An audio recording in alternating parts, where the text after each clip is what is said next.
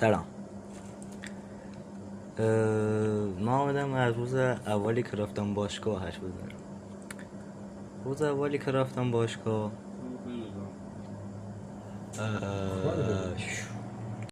سلام. آمدم روز اولی که رفتم باشگاه بود. روز اولی که من رفتم باشگاه دوست داشتم برم تو تیم منتخب، ولی نمیتونستم برم تو تیم منتخب. خیلی تلاش کردم برم ولی هی نمیشد. اون موقع 7 سالم بود تا 12 سالگی من دوست داشتم تو تیم منتخب و نمیشد. 12 سالگی رفتم تو تیم منتخب و